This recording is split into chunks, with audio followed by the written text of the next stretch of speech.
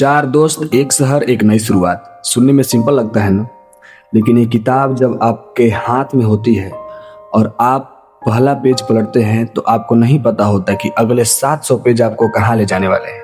आज हम शुरू कर रहे हैं अ लिटिल लाइफ का सफर, और मैं आपसे वादा करता हूँ कि ये सिर्फ एक बुक समरी नहीं है, ये एक एक्सपीरियंस है। तो कंफर्टेबल रहिए और थोड़ा चाय बना लीजिए और इस सीरीज का आनंद लीजिए। तो चलिए कदम रखते हैं। अ लिटिल लाइफ, जिसके लेखिका हैं हान्या यांगेरा, जिन्होंने 2015 में ये किताब लाई थी। 700 से ज़्यादा पेज है और ये किताब पुलिट्जर प्राइज नॉमिनेटेड भी है, बुकर प्राइज नॉमिनेटेड भी है और शायद सबसे ज़्यादा रुलाने वाली लिटरेरी फिक्शन और पिछले 25 सालों में लिखी गई है। मैंने डिसाइड किया है कि इस किताब को 4 पार्ट्स में कवर किया जाएगा। हर पार्ट्स का रफली 175 पेज तक कवर होगा। क्यों? क्योंकि ये किताब इतनी डेंस, इतनी लेयर्ड है कि अगर हम इसे जल्दबाजी में कवर करें तो इसके साथ इंसाफ नहीं होगा। हर पार्ट्स में हम स्टोरी समरी करेंगे, इसके कैरेक्टर को डीप एनालाइज करने का प्रयास करेंगे। तो अगर आप इस सीरीज को सब्सक्राइब नहीं किए हैं तो अभी सब्सक्राइब कर लीजिए और बेल आइकन को प्रेस कर दीजिए, ताकि सबसे पहले आपको पास ये दूसरा का पार्ट पहुंचे और कोई भी पार्ट इसका मिस न करे। तो चलिए शुरू करते हैं। किताब खुलती है न्यूयॉर्क सिटी से। 4 दोस्त हैं जो कॉलेज के बाद एक साथ इस शहर में आए हैं, अपने अपने सपने लेकर अपनी अपनी जिंदगी बनाने। तो चलिए मिलते हैं पहले से विलियम रैगिंसन से। विलियम एक एक्टर बनना चाहता है। वो शांत है, वार्म है, स्टेडी है। वो इंसान है जिसके बारे में आप कहते हैं कि काश ऐसा मेरा दोस्त होता। विलियम एक खासियत है, वो जज नहीं करता कभी किसी को। जो भी उसके पास आता है वो उसे एक्सेप्ट कर लेता है। दूसरे हैं जेबी, यानी जीन बैटिस्टैट मैरिनो। जेबी एक आर्टिस्ट है, लाउड है, कॉन्फिडेंट बंदा है, ओपिनियटेड है। वो कमरे में घुसते ही सबका ध्यान खींच लेता है। जेबी हेरिटेज अमेरिकन है और उसकी आर्ट उसकी आइडेंटिटी से जुड़ी है, उसके रंग से, उसके एक्सपीरियंस से। लेकिन जेबी की एक कमजोरी भी है, वो कभी कभी सेल्फिश हो जाता है, अपने दोस्तों के फीलिंग को अपनी आर्ट से कम जरूरी समझता है। और तीसरे से मिलिए, तीसरे हैं मैल्कोलम इरविन। इनकी बात ही अलग है। मैल्कोलम एक आर्किटेक्ट है, क्विट है, मतलब शांत स्वभाव के हैं, थॉटफुल हैं, लेकिन हमेशा इस सवाल से जूझता रहता है कि मैं कौन हूँ, मैं कहाँ बिलोंग करता हूँ।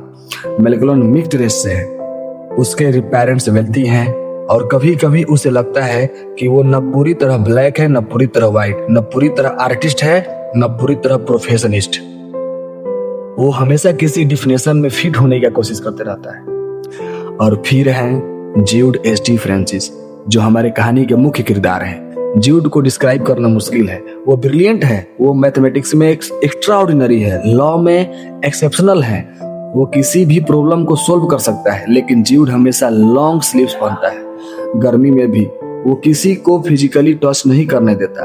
वो अपने पास्ट के बारे में कुछ नहीं बताता, कभी नहीं। उसके दोस्त जानते हैं कि ज्यूड के साथ कुछ हुआ है, लेकिन क्या ये नहीं जानते, और ज्यूड बताना नहीं चाहता, इसलिए वो चुप रहते हैं और ज्यूड को उसी तरह लव करते हैं जिस तरह वो एक्सेप्ट कर सके। एक शहर जो सपने भी देता है और तोड़ता भी है। यांगिनहारा न्यूयॉर्क को बहुत ब्यूटीफुल पेंट करती है। इन पहले 175 पेज में ये चारों दोस्त एक छोटे से अपार्टमेंट में रहते हैं।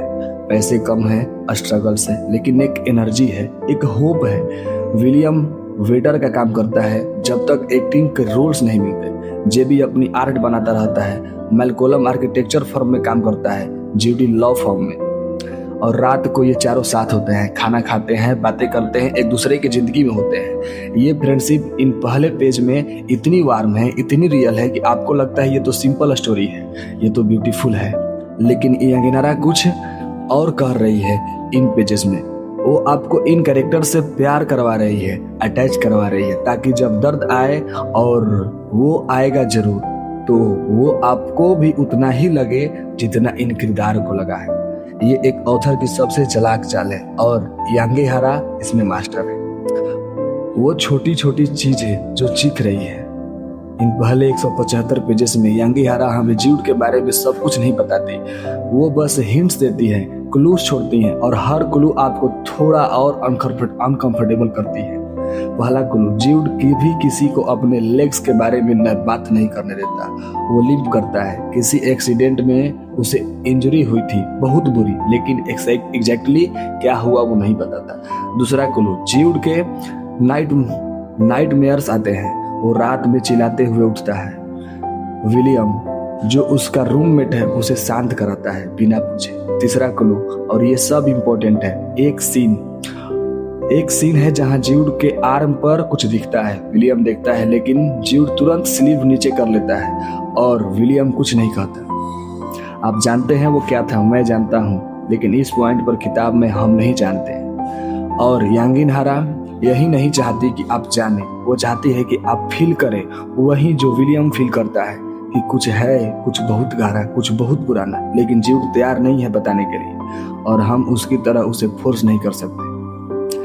ये सीन छोटा है, बस कुछ लाइंस, लेकिन ये किताब की सबसे पावरफुल मोमेंट्स में से एक है, क्योंकि उसमें बिना कुछ कहे सब कुछ कह दिया गया है। हर किरदार की एक अलग दुनिया है। अब थोड़ा डीपर जाते हैं, इन चारों किरदारों को और समझते हैं कि यांगिनहारा क्या कह रही है। विलियम एक सिंबल है अनकंडीशनल लव का। वो ज्यूड से कुछ नहीं मांगता, वो बस होता है हमेशा। और एक्चुअली विलियम ही वो कैरेक्टर है जिसके थ्रू हम ज्यूड को सबसे ज्यादा देखते हैं, क्योंकि विलियम उसे सबसे ज्यादा देखता है। जेबी कॉम्प्लिकेटेड है, वो जेन्युइनली ज्यूड से प्यार करता है, लेकिन वो उसे अपनी आर्ट में यूज भी करता है। जेबी की आर्ट सीरीज में Jude with flowers, Jude with bandage, ये सब रियल है और इनमें वो ज्यूड की वल्नरेबिलिटी को दुनिया के सामने रखता है बिना ज्यूड की परमिशन के। ये एक बहुत इंपॉर्टेंट मोरल क्वेश्चन है, क्या किसी के दर्द को आर्ट में यूज करना सही है, इवन इफ वो दर्द आपने पर्सनली नहीं झेला है। मेलाकोलम का आर्क इन पेजेस में आइडेंटिटी के बारे में है। वो हर डिसीजन में डाउट करता है, उसे लगता है कि वो कभी इनफ नहीं है। और ऑनेस्टली मेलाकोलम हम सब में थोड़ा थोड़ा वो इंसान जो खुद को प्रूव करने में इतना बिजी है कि वो खुद को जानना भूल जाता है। और ज्यूड अभी एक मिस्ट्री है इन पहले 175 पेज में।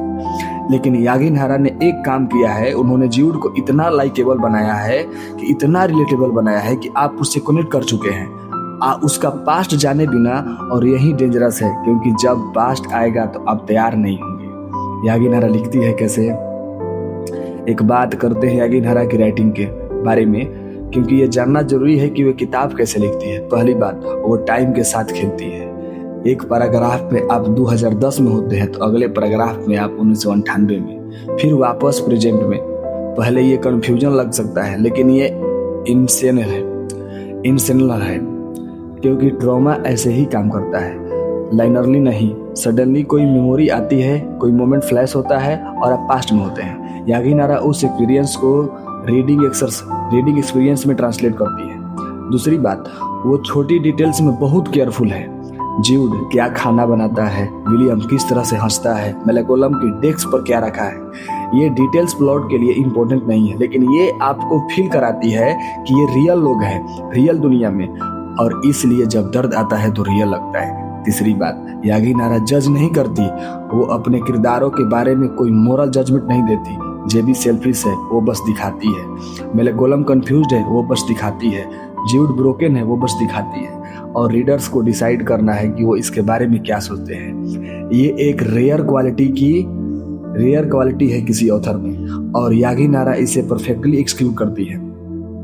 तो अब तक क्या समझे?